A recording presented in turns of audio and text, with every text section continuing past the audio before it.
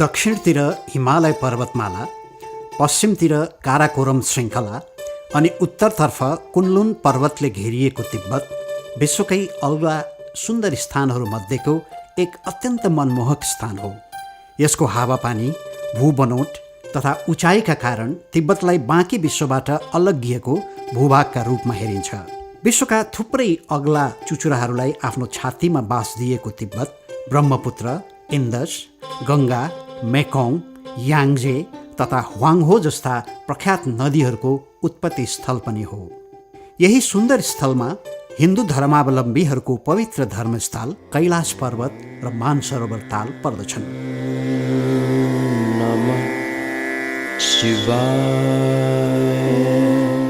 कैलाश पर्वत र मानसरोवर तालको दर्शन गर्न वर्षेनी हजारौं तीर्थयात्रीहरू छिमेकी राष्ट्र भारत तथा संसारभरि रहेका हिन्दू धर्मावलम्बीहरू नेपाल हुँदै चीनको स्वशासित क्षेत्र तिब्बतमा रहेको कैलाश पर्वत र मानसरोवर तालको सुनौलो यात्रा गर्दछन्। साथै पर्यटकीय हिसाबले पनि पर्यटकहरू भ्रमण गर्ने गर्दछन्। हामी पनि यही क्षेत्रको भ्रमणमा निस्केका छौँ। हाम्रो टिममा अमेरिकाको क्यालिफोर्निया राज्यमा बस्ने भारतीय मूलका नागरिकहरूका साथै दक्षिण भारतमा बस्ने एकजना स्वामी, एकजना पण्डित र उहाँकी श्रीमती हुनुहुन्छ। हामी कैलाश पर्वत, मानसरोवर तालको साथै सप्तऋषि गुफा, नन्दी परिक्रमा र खोजरनाथमा रहेको राम, सीता र लक्ष्मणको दर्शन गर्न जुन 19 तारिक 2012मा काठमाडौँ आइपुगेका छौँ। सबै तीर्थयात्रीहरूलाई Monterosa trek and expedition private लिमिटेडका प्रबन्ध निर्देशक गणेश नेउपाने र अन्य कर्मचारीहरूले स्वागत गर्नुभएको छ। स्वागत कार्यक्रमपछि सबै तीर्थयात्रीलाई काठमाडौँको लाजिमपाटमा रहेको 5 तारे होटल र्याडिसनमा खाना र बस्नको व्यवस्था मिलाइएको छ। कैलाश यात्रा सुरु गर्नुभन्दा एक दिन अघि कैलाश यात्राका बारेमा बहस गरिएको छ। यो हो ग्यामो ब्याग। यसभित्र बिरामीलाई राखेर बाहिरबाट हावा दियो भने लेक लागि बिरामी भएका तीर्थयात्री वा पर्यटकलाई तल्लो लेभल अथवा काठमाडौँसम्मको उचाइमा ल्याइदिन्छ अनि बिरामीहरू आफसे आफ ठिक हुन्छन्। यो हो अक्सिजनको बोतल। यात्रीलाई शरीरमा अक्सिजन कम भएर सास फेर्न गाह्रो हुन्छ। त्यसो भएमा यसको प्रयोग यसरी गरिन्छ। हामीसँग कैलाश जाने तीर्थयात्रीहरूलाई पुग्ने गरी अक्सिजनको व्यवस्था गरिएको छ।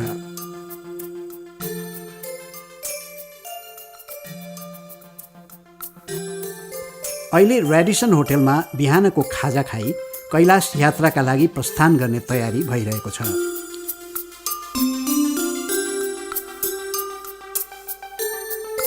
यो बस कैलाश यात्राका लागि तातो पानीतिर गुडेको छ भने बसभित्र रहेका सबै कैलाश तीर्थयात्री हुन्।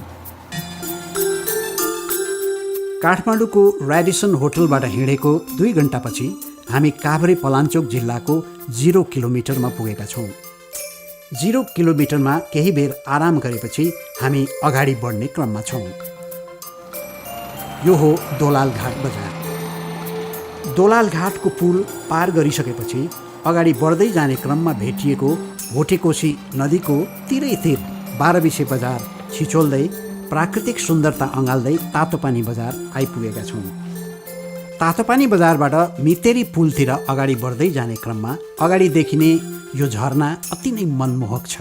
यसले सबै यात्रीलाई आकर्षित गरिरहेको छ। हाम्रा यात्री फोटो खिच्न र दृश्यावलोकन गर्न व्यस्त छन्। पारीपट्टिबाट झरेको झरना र तल बगिरहेको भोटेकोशी पनि हेर्न लायक छ। मितेरी पुल जाने क्रममा खासा बजारको दृश्य पनि आँखै अगाडि देखिँदा खुसी भइरहेका छौँ। अगाडि बढ्दै जाँदा हामी लिपिङ आइपुगेका छौँ। यो हो लिपिङ बस पार्क। काठमाडौँबाट आएको बस यहाँबाट अगाडि नजाने भएकाले हामी यहीँ ओर्लिएका छौँ। यहाँबाट अगाडि बढ्नका लागि अनुमति पत्र देखाउनु पर्ने भएकाले हाम्रो टिबेटियन गाइड मिङमाले आवश्यक अनुमति पत्र टिबेट अध्यागमन कार्यालयमा दिएपछि हामीहरू एक एक गर्दै टिबेट अध्यागमन पार गर्दै टिबेट भागमा पुगेका छौँ। अध्यागमनबाट हिँडेको 5 मिनेटको पैदल यात्रापछि हामी जीप भएको ठाउँमा पुगेका छौँ।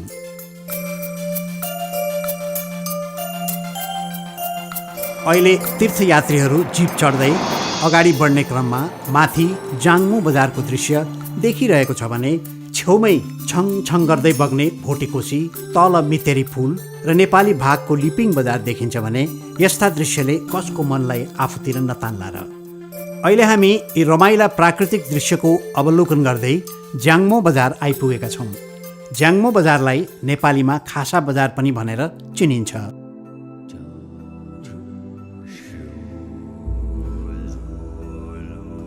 यहाँ केही बेरको विश्रामपछि ज्याङमो बजारबाट अगाडि बढ्ने क्रममा यी देखिने झरना, शान्त वातावरण, हरियाली जङ्गल पार गर्दै हामीहरू न्यालम सहर आइपुगेको पत्तै भएन।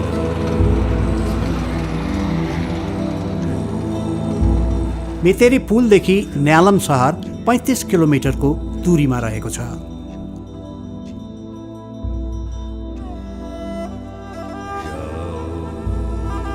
न्यालममा पुगी सबै तीर्थयात्रीहरूको सामान होटेलको कोठामा पुर्याइएको छ।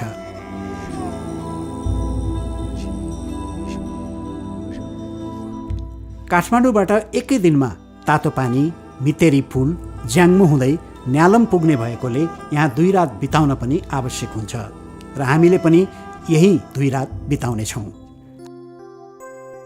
हाम्रा यात्रीहरू सबै शाकाहारी भएकोले पनि हामीले यात्रा अवधिभर शाकाहारी भोजन नै खुवाउँछौँ। यहाँ हाम्रा मान्छेहरू खाना बनाइरहेका छन् भने खाना पाकिसकेपछि मुख्य मान्छेले सङ्केत दिएपछि सबै तीर्थयात्रीहरूलाई खाना खान बोलाइएको छ। हाम्रा तीर्थयात्रीहरू अति मिठो मानी खाना खाई आनन्द लिइरहेका छन्। प्रायःजसो दोस्रो दिन बिहानको खाजा खाइसकेपछि न्यालम बजारबाट उकालो चढ्ने चलन छ।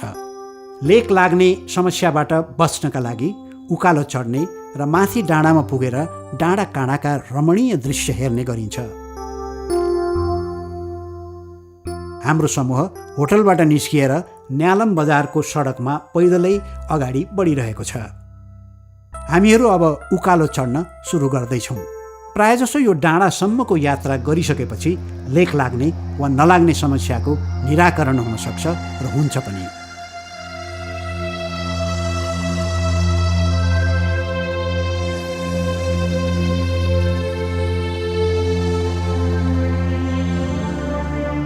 कोही यात्रीहरू हिँड्दा हिँड्दै थाकेपछि आराम पनि गर्दैछन् त स्वामीजी बसेर योगा गर्दै हुनुहुन्छ। अहिले हामी डाँडामा पुगेका छौँ। सबैजना डाँडामा पुगिसकेपछि योगा गर्दछौँ। यस डाँडामा शान्तिका लागि टाँगिएका रङ्गीचङ्गी ध्वजा लुङदर फरफराइरहेको देख्न सकिन्छ। यो डाँडामा करिब आधा घन्टाको बसाइपछि हामी न्यालम झर्ने तर्खरमा छौँ। हामीले बास बसेको न्यालम सहर समुद्री सतहदेखि 3750 मिटरको उचाइमा अवस्थित छ। यो सामान्यभन्दा निकै अग्लो स्थान भएकाले तीर्थयात्रीहरूलाई एकै दिनमा आइपुग्दा असजिलो महसुस हुन्छ भने यहाँ 1 रात बिताइसकेपछि आफै ठिक भएर जान्छ। न्यालममा 2 रात बिताएपछि सागा जाने क्रममा छौँ। न्यालमबाट हिँडेको करिब 30 मिनटको यात्रापछि मिलेरेप्पा गुम्बा भएको स्थानमा आइपुगिन्छ। यो मिलेरेप्पा गुम्बा हो।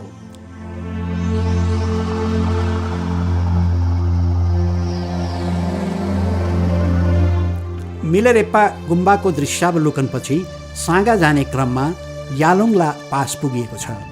यो स्थान समुद्री सतहदेखि करिब 5050 मिटरको उचाइमा छ। यहाँबाट सेता हिमाल र तिनको फेदीमा मरुभूमि जस्ता नाङ्गा तर अति रमाइला डाँडा काँडा देखिएका छन्। कति सुन्दर, हेर्दा त्यसै मन रमाएर आउने गर्दछ। यहाँ एउटा ठुलो गेट पनि छ जसले सबैलाई सधैँ स्वागत गरिरहेको हुन्छ। जुन गेट राता सेता पहेँला ध्वजा लुङदारबाट सुसज्जित छ। यहाँबाट गौरी शङ्कर र सिसापाङमा हिमाल राम्रोसँग देखिन्छ। अगाडि बढ्दै जाँदा यात्रा निकै लामो भइसकेकोले जिप रोकेर दिउँसोको खाना खान लागिरहेका छौँ। यो खाना तातै छ किनभने हामीले यसलाई तातै रहने भाँडामा राखेर ल्याएका हौँ। खाना खाइसकेपछि हामीहरू अगाडि बढ्ने क्रममा पेकुछु ताल आइपुगेका छौँ। पेकुछु तालबाट हिँडेको 30 मिनटपछि हामीहरू कालो पत्र नभएको धुलो उड्ने सडक पार गर्दै नुनिलो ताल साल्ट लेक आइपुगेका छौँ।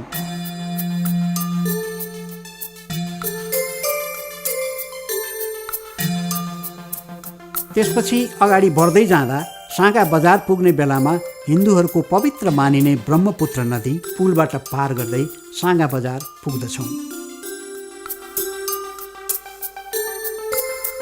अहिले हामी साँगा बजार आइपुगेका छौँ।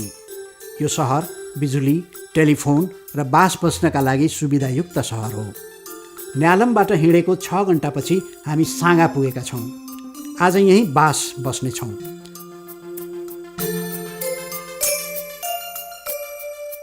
गत वर्षदेखि यो क्षेत्रमा सडकको राम्रो व्यवस्था भएकोले प्रायजसो तीर्थयात्रीहरू न्यालमबाट साँगा हुँदै अगाडि आउने डोङबा बजारमा रात बिताउन पुग्छन्। तर हाम्रो समूह 2 रात साँगामा नै बिताउने योजना मुताबिक आवश्यक प्रबन्ध मिलाइएको छ। साँगामा 2 रात बिताइसकेपछि मानसरोवर तालतर्फ अगाडि बढिरहेका छौँ। मानसरोवर तालसम्मको यात्राका लागि अगाडि बढ्दै जाँदा बाटोमा देखिएका यी आकर्षक बालुवाका थुप्राहरू साथै ब्रह्मपुत्र नदीको उत्पत्ति स्थल देखिनुका साथै चौरी गाई, भेडा, बाख्राहरू चरिरहेको पनि सजिलै देख्न सकिन्छ। यात्रीहरू यो दृश्यलाई आफ्नो क्यामेरामा कैद गर्न व्यस्त छन्। यो ठाउँ साँगाबाट अगाडि बढ्ने क्रममा डोङबा र पुर्याङको बिचमा पर्ने अर्को रमाइलो ठाउँ हो र यहाँ दिउँसोको खाना खान लागेका छौँ। खाना खाइसकेपछि रमणीय दृश्य र मानवविहीन डाँडाकाँडा हेर्दै आनन्द लिँदै मानसरोवर तालको नजिक होर्चु आइपुगेका छौँ।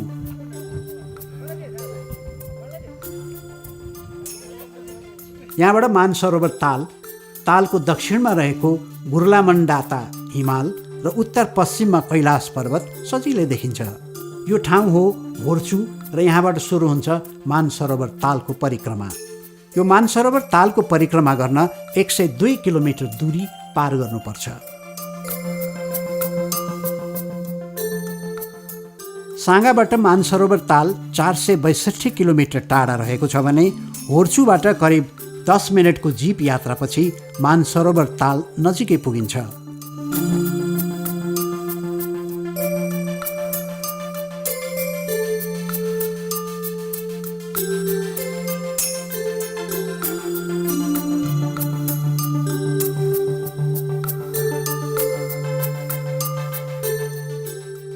हाम्रो समूह यो तालमा फोटो खिच्न व्यस्त छ। केही बेरको दृश्यावलोकनपछि अगाडि बढ्ने क्रममा शान्तिका लागि टाँगिएका रङ्गीचङ्गी लुङदार देखिरहेका छौँ भने माथि देखिने गुर्लामण्डाता हिमालले पनि रमाइलो आनन्द दिइरहेको छ। आहा, कति राम्रो ताल र तालको एक छेउबाट अर्को छेउ हेर्न आँखाले ठम्याउनै सक्दैन। तालको छेउमा पानी हाँस रमाउँदै डुबुल्की मार्दै खेलिरहेको देख्न सक्छौँ।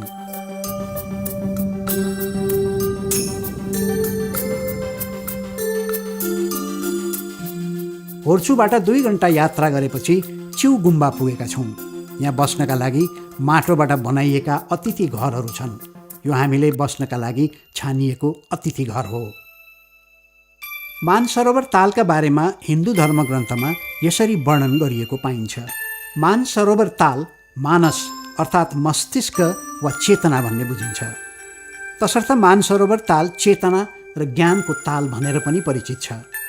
यो ताल समुद्र सतहबाट 4580 मिटरको उचाइमा अवस्थित छ भने मानसरोवर तालले हिन्दू र बौद्ध धर्मावलम्बीहरूबीच गहिरो धार्मिक एवं आध्यात्मिक महत्त्व काँचिदिएको छ।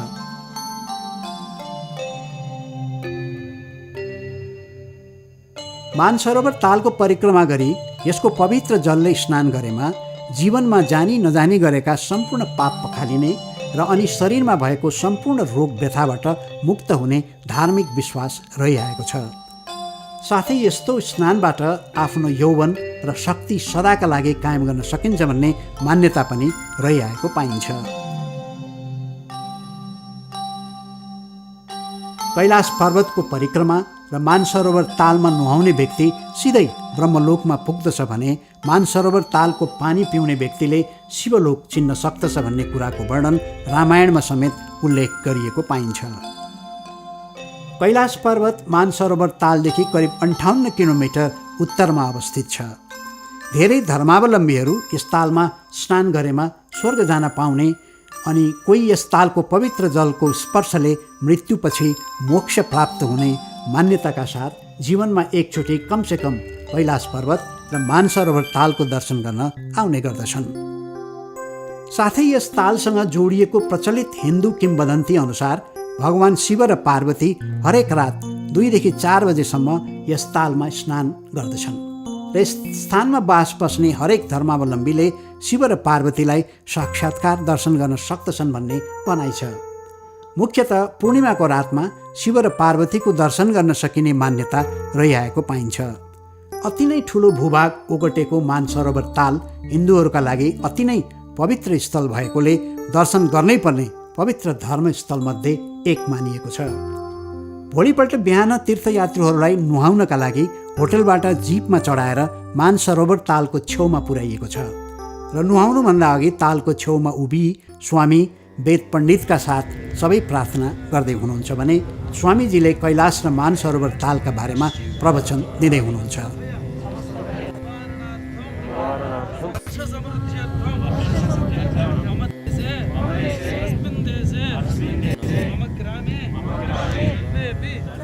प्रवचनपछि तालमा नुहाउने काम भइरहेको छ।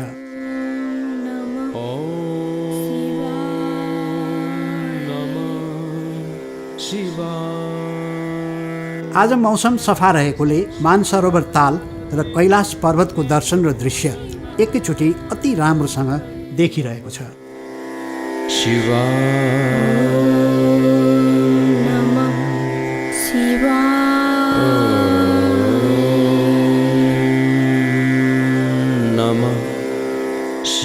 मानसरोवर तालमा नुहाइसकेपछि जीपमा चढेर होटलमा आइपुगेका छौँ। त्यसपछि पूजाका लागि तयारी हुँदैछ भने वेद पण्डितले बुबा आमा नभएका तीर्थयात्रीका पितृको नाममा मन्त्र पढ्दै पानी आचम गर्ने काम गराइरहनु भएको छ। स्वामीजीले ठुलो पालभित्र पूजापाठका लागि तयारी गर्दै हुनुहुन्छ। श्रद्धालु भक्तजनहरू तयार भई पालभित्र बसेका छन्। हामी बसेको होटल अगाडि पूजापाठका लागि भनेर ठुलो पाल टाँगिएको छ। वेद पण्डितजीले बाहिर कर्मकाण्ड सकि पालभित्र पछि पूजापाठ सुरु गर्दै हुनुहुन्छ। पण्डितले पूजापाठ गर्दै जाँदा अहिले होम गर्ने पालो भएकोले होम गर्दै प्रवचन सुनाउँदै हुनुहुन्छ भने भक्तजनहरू प्रवचन सुन्दैछन्। फेरि स्वामीजी र वेद पण्डितले एकसाथ प्रवचन थालनी गर्नुभएको छ। आजको पूजापाठ सकिएको छ र अहिले फोटो खिचाउने काम भइरहेको छ। आज 2 बजे जीपमा चढेर अगाडि बढ्दै जाने क्रममा चिउ गुम्बाको अगाडिको डाँडामा हामी आइपुगेका छौँ। यहाँबाट हामीले कैलाश पर्वत, मानसरोवर ताल र राक्षस तालको एकैसाथ दर्शन गर्दै दक्षिणतिर दृष्टि पुर्याउँदा गुरुलामनदाता हिमालको पनि राम्रो दृश्यावलोकन भइरहेको छ। मानसरोवर तालबाट 40 किलोमिटर दूरीमा रहेको दार्चेन सहर पुग्न करिब 1 घन्टा लाग्दछ भने कैलाश पर्वतको फेदीमा रहेको सुनौलो सहर भनेर पनि यसलाई चिनिन्छ। अहिले हामी दार्चेन आइपुगेका छौँ र हामी अहिले सिधै अतिथि गृहतिर लागिरहेका छौँ।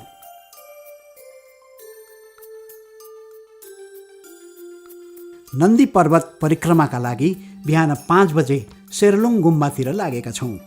करिब 1 घन्टाको जीपमा यात्रा गरेपछि सेरलुङ गुम्बा आइपुगेका छौँ।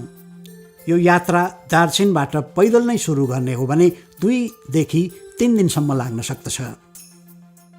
तर दार्जिलिङबाट सेरलुङ गुम्बासम्म जिपमा जाने र फर्कने हो भने 10 वा 11 घन्टा लगाएर एकै दिनमा सजिलै सप्तऋषि गुफा दर्शन गरी नन्दी पर्वत परिक्रमाको यात्रा गर्न सकिन्छ।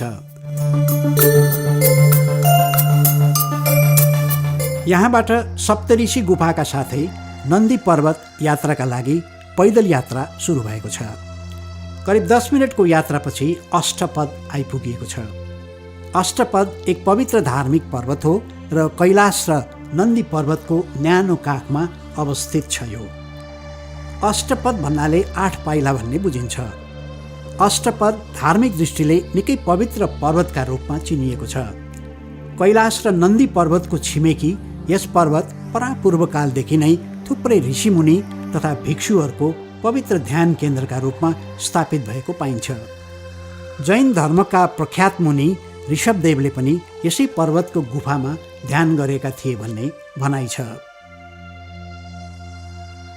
सप्तऋषि गुफा र नन्दी पर्वतको दर्शन गर्न नसक्ने समय नभएका तीर्थयात्रीहरू अष्टपदको दर्शन गरेर फर्कने गर्दछन्। अष्टपद हुँदै कैलाश पर्वत, सप्तऋषि गुफा र नन्दी पर्वतको दर्शन गर्न अगाडि बढ्दै जाँदा करिब 4 घन्टाको उकालो हिँडाइपछि हामी आत्मलिङ्ग देखिने यो उच्च र रमणीय ठाउँमा आइपुगेका छौँ। बाटोमा सप्तऋषि गुफा जाँदै गर्दा गणेश न्यौपाने र स्वामीजीले कैलाश पर्वत र आत्मलिङ्गको दर्शन गर्दै आत्मविभोर भई अङ्कमाल गरिरहेको यो दृश्य पनि निकै रोमाञ्चकारी छ। आत्मलिङ्गबाट उत्पत्ति भई बगेको शैलेदा खोलाको यो कञ्चन पानीले मुख धुनुको आनन्द पनि छुट्टै रहेको छ।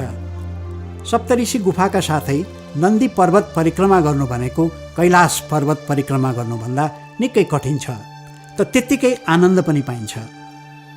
यहाँबाट त झन् आत्मलिङ्ग अति राम्रो देखिँदो रहेछ।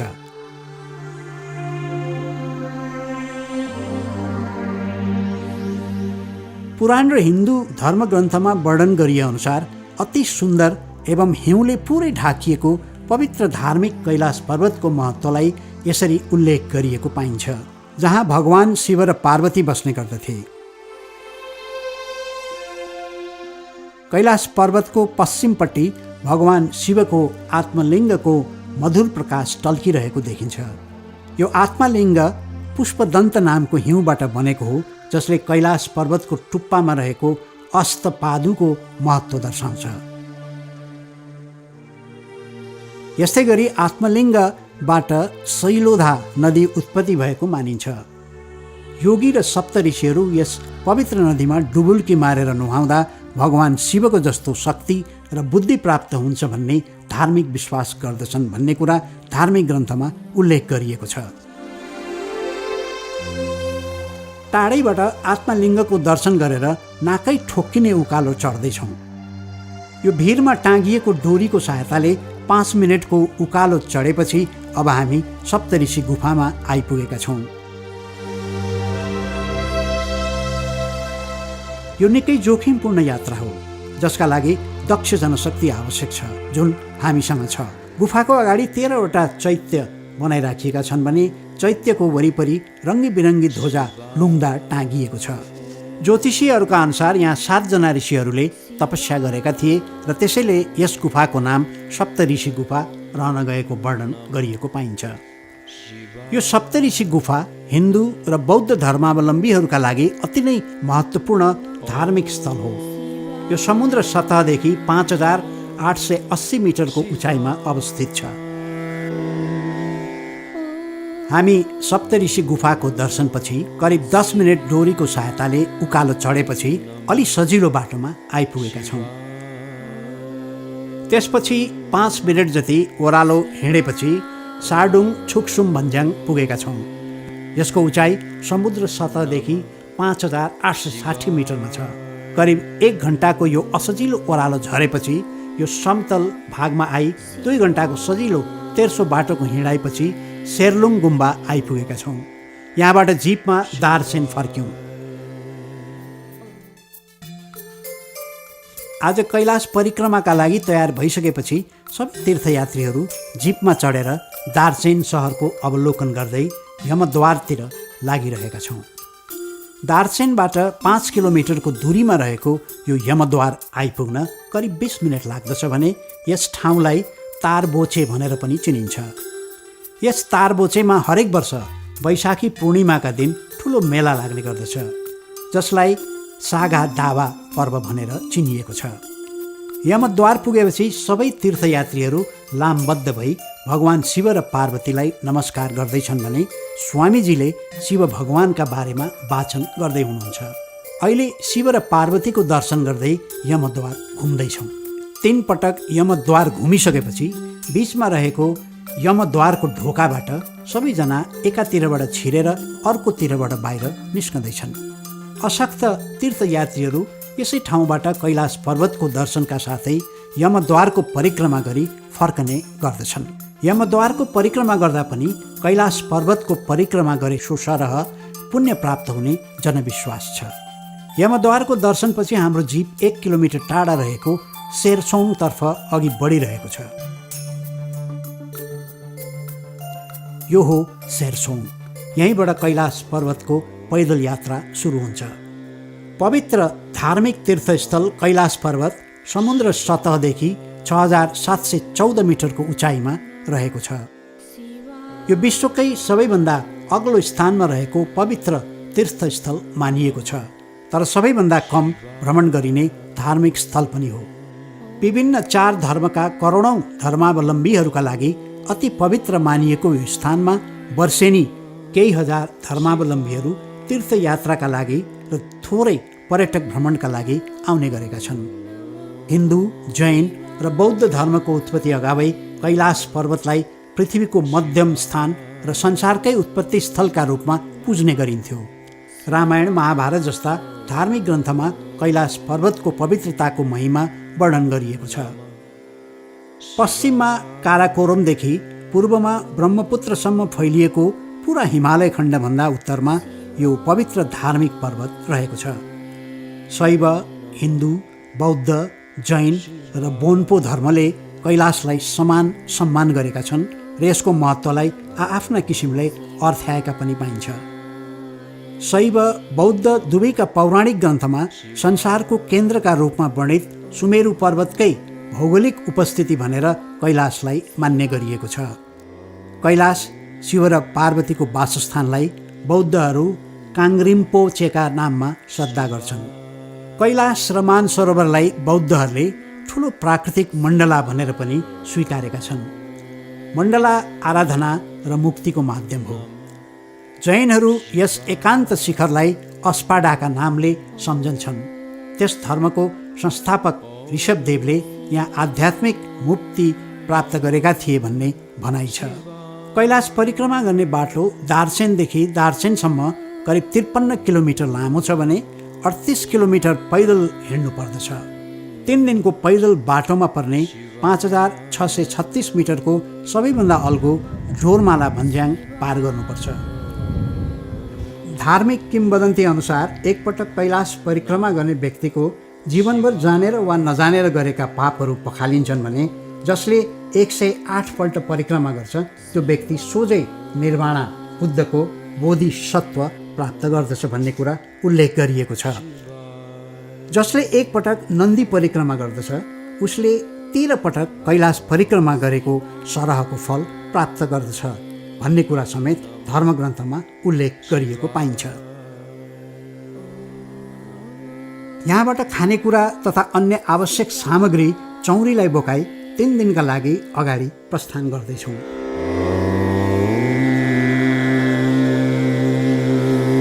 नमः शिवाय।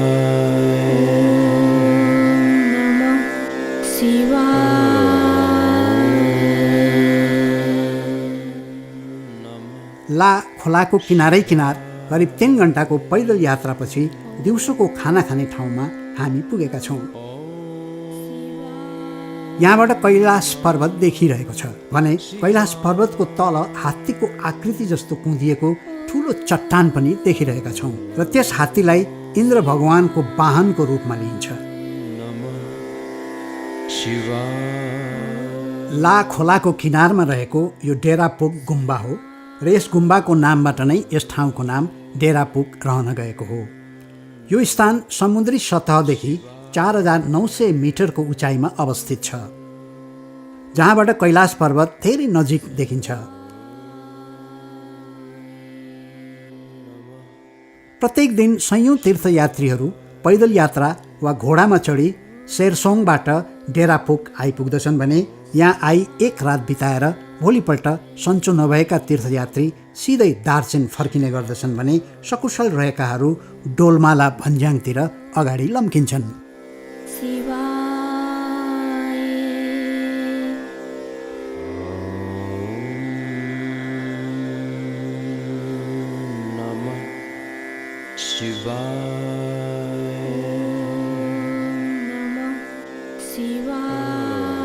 डेरापुकबाट हिँडेको 1 घण्टा 30 मिनटपछि शिवस्थल पुगेका छौँ, जहाँ पुराना कपडा चढाउने चलन छ। कैलाश पर्वत परिक्रमा गर्ने क्रममा शिवस्थल, गणेशकुण्ड, डोलमाला अथवा डोरमाला भन्ज्याङ पुगिन्छ। यो देखिएको दृश्य डोरमाला भन्ज्याङको हो र यो समुद्र सतहबाट 5636 मिटरको उचाइमा अवस्थित छ, जुन यस यात्राको सबैभन्दा अग्लो र रमणीय ठाउँ पनि हो। डोरमाला आइपुग्दा टाउको दुख्न सक्छ, वाक लाग्न सक्छ, तर तल झरेपछि आफै निको हुन्छ। कहिलेकाहीँ हिउँ पर्ने, हावा चल्ने भएकाले डेरापुकबाट परिक्रमाका लागि चाँडै हिँड्नु पर्दछ। डोलमाला भन्ज्याङ पार गरिसकेपछि डोरमालाबाट 5 मिनट ओह्रालो लागेपछि गौरीकुण्ड देखिन्छ, जुन शिवजी र पार्वतीले स्नान गर्ने तालका रूपमा परिचित भएको कुरा हिन्दू ग्रन्थहरूमा वर्णन गरिएको छ र विश्वास पनि गरिन्छ।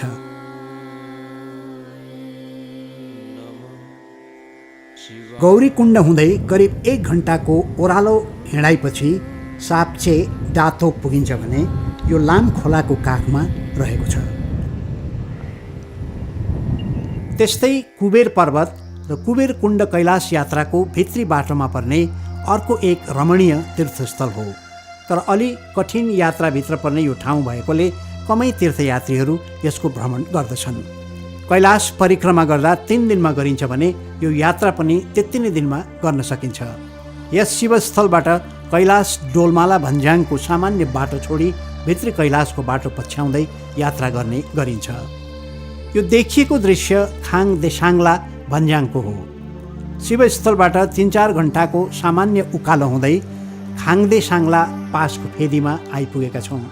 यहाँ हिमखण्ड, हिउँको बाटो भेटिएको छ।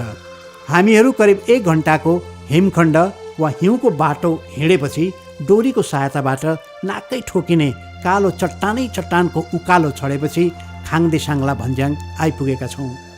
5675 मिटरको उचाइमा रहेको यो भन्ज्याङ पार गर्दै केही बेरको समतल तेर्सो बाटोको हिँडाइपछि कुबेर पर्वत देखिरहेका छौँ र यसको उचाइ 5998 मिटर रहेको छ। यो कुबेर कुण्ड र पर्वत यस क्षेत्रको सबैभन्दा आनन्द दिने र दर्शन गर्ने ठाउँ हुन्।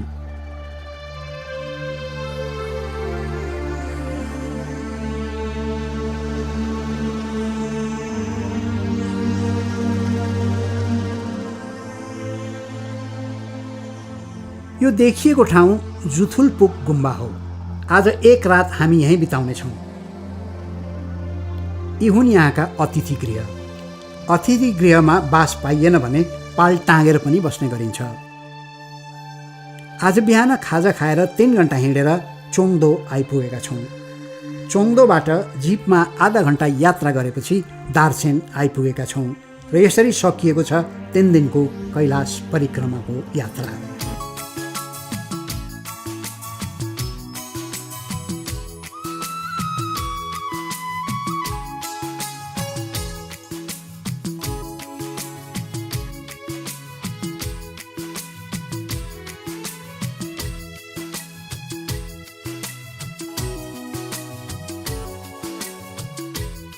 तीर्थयात्रीहरूलाई दार्चेनमा खाना खुवाई तीर्थपुरी नजाने तीर्थयात्रीहरूलाई सिधै मानसरोवर ताल लगिन्छ भने तीर्थपुरीको दर्शनका लागि दार्चेनबाट तीर्थपुरी प्रस्थान गराई बेलुका मानसरोवर ताल बस्न पुर्याइन्छ। तीर्थपुरी सटलेज नदीको काखमा रहेको र दार्चेनभन्दा 70 किलोमिटर पश्चिममा अवस्थित छ, जहाँ पुग्न 64 किलोमिटर कालोपत्रे सडक र त्यसपछि 6 किलोमिटर कच्ची सडक पार गर्नुपर्दछ। तीर्थपुरी पुग्ने बेलाको सुरुमै तातो पानी देख्न सकिन्छ। यो क्षेत्र तिब्बतको तेस्रो महत्त्वपूर्ण धार्मिक स्थल मानिन्छ। कैलाश कोरा अर्थात् कैलाश क्षेत्रको परिक्रमा गर्न चाहने तीर्थयात्रीले तीर्थपुरीलाई उनीहरूको अन्तिम र सबैभन्दा महत्त्वपूर्ण गन्तव्य मान्दछन्। तीर्थपुरीको भ्रमण बिना कैलाश परिक्रमा अधुरो हुन्छ भन्ने धार्मिक मान्यता रहेको पाइन्छ। प्रख्यात बौद्ध धर्मगुरु पद्मसम्भव तथा अन्य थुप्रै भिक्षु र बोधिसत्वहरूको तीर्थपुरीसँग गहिरो सम्बन्ध रहेको पाइन्छ। तीर्थपुरीमा अवस्थित एक मन्दिरमा पद्मसम्भवले ध्यान गरी मोक्ष प्राप्त गरेका थिए भन्ने मान्यताका कारण यो स्थान बौद्ध धर्मावलम्बीहरूका लागि पनि उत्तिकै महत्त्वपूर्ण मानिन्छ। तीर्थपुरी परिक्रमा गर्न लगभग 1 घण्टाको समय लाग्दछ।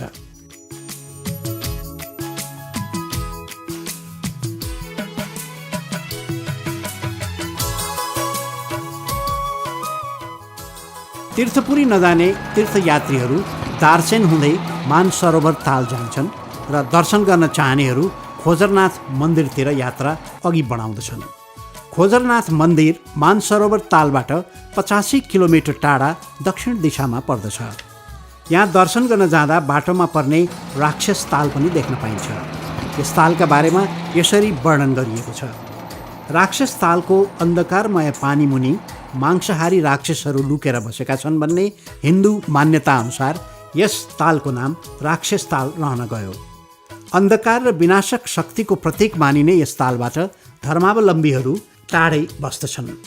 धार्मिक किंवदन्ती अनुसार यस तालको पानी विषालु एवं प्राणघातक छ। तसर्थ मानसरोवर तालको पवित्र पानीले यस तालको पानीको विषलाई मार्ने उद्देश्यका साथ मानसरोवर र राक्षस तालका बीच साँगुरो सुरुङ खनेर मानसरोवर तालको पवित्र मानिने पानी राक्षस तालमा पठाइएको थियो। यसै सुरुङबाट एउटा सुनौलो माछा पनि राक्षस तालमा पठाइयो।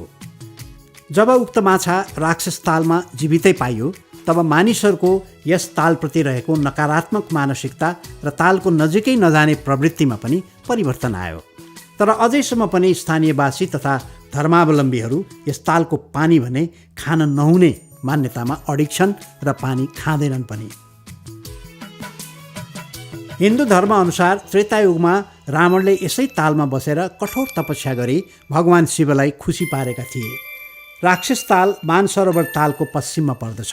यो ताल 4540 मिटरको उचाइमा रहेको छ।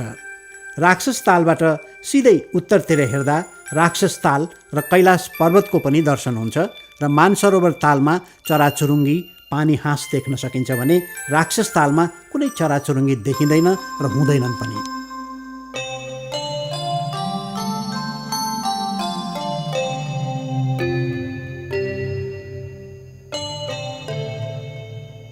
हामीहरू टाक्लाकोट बजार हुँदै खोजरनाथ पुगेका छौँ।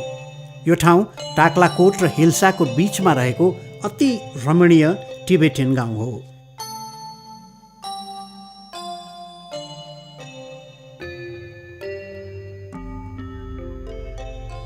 यहाँ 2वटा गुम्बा छन्, जसमध्ये एउटा गुम्बामा सुनौलो जलपबाट राम, सीता र लक्ष्मणको कुँदिएको मूर्ति दर्शनका लागि राखिएको छ र यहाँ आउने जोसुकै पनि दर्शन गर्न सक्छन्।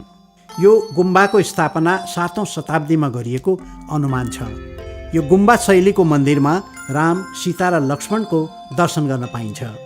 हिन्दू धर्म अनुसार यहाँ दर्शन गरेमा पुण्य कमाइन्छ भन्ने धार्मिक विश्वासका साथ यस मन्दिरमा दर्शन गर्नका लागि नेपालको नेपालगञ्ज, सिमीकोटको बाटो हुँदै वर्षेनी हजारौँ तीर्थयात्रीहरू यहाँ आउने गर्दछन्। प्रायजसो काठमाडौँबाट हेलिकप्टरमा हिल्सा आई कैलाश यात्रा गर्नेहरू बढी खोजरनाथको पूजाआजा गर्न पुग्छन्, किनभने यो हिल्साको बाटोमा पर्ने मन्दिर भएकाले दर्शन गर्न सजिलो छ।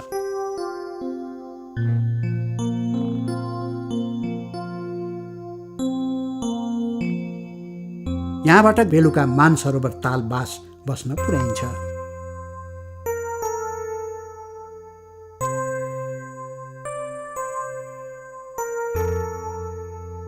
बेलुका आरती गर्ने बेला भएकाले स्वामीजीले आरती बत्ती ठिक पारी सबै तीर्थयात्रीहरूलाई पालै पालोसँग बत्ती बाल्न लगाउनु भएको छ। सबै तीर्थयात्रीहरू पालै पालो बत्ती बाल्दैछन् भने बालिसकेकाहरूले आरती भजन गाउँदैछन्।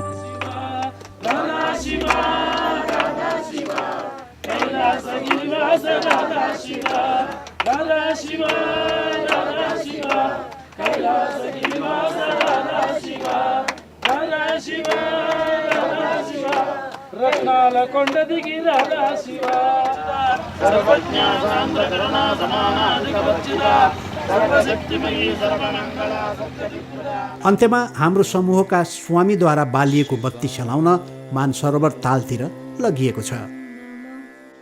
बेलुका जुन पनि आकाशमा देखिँदैछ र यो दृश्य पनि हेर्न लायक नै छ। आज चिउ गुम्बादेखि होर्चुसम्म मानसरोवर तालको बाँकी परिक्रमा गर्दै साँगा न्यालम हुँदै काठमाडौँ फर्कँदैछौँ।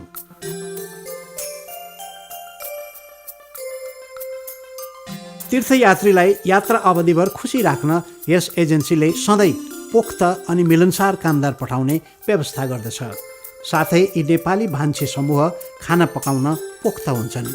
यात्राको क्रममा हामीले दिएको सेवाका बारेमा स्वामीजी, पण्डितजी, टिम लिडर र अन्य तीर्थयात्रीहरूलाई सोद्धा यसो भन्नुहुन्छ उहाँहरू सेवाका बारेमा। feel very good. Ganesh ji, no more suggestions. Ganesh ji, Raju ji and his entire team went beyond our expectations, not meeting.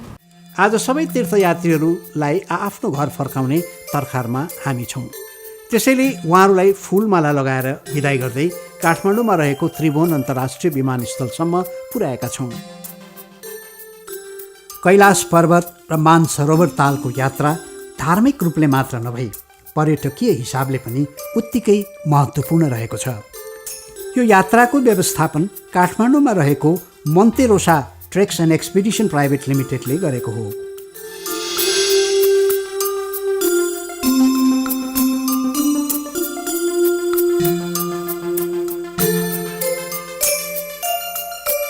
यस्ता धार्मिक स्थल कैलाश मानसरोवर, जनकपुर, लुम्बिनी, मनोकामना, मुक्तिनाथ, दन्तकाली, बराक क्षेत्र यात्राको व्यवस्थापन तथा पर्यटकीय यात्राका साथै पर्वतारोहण पदयात्राको व्यवस्थापन 2050 साल सन् 1993देखि गर्दै आइरहेको Monterosa treks and expedition private limited आगामी दिनमा पनि यस्तै अविस्मरणीय यात्राका लागि तपाईँहरूको पर्खाइमा रहेको छ। ओम नमो शिवाय।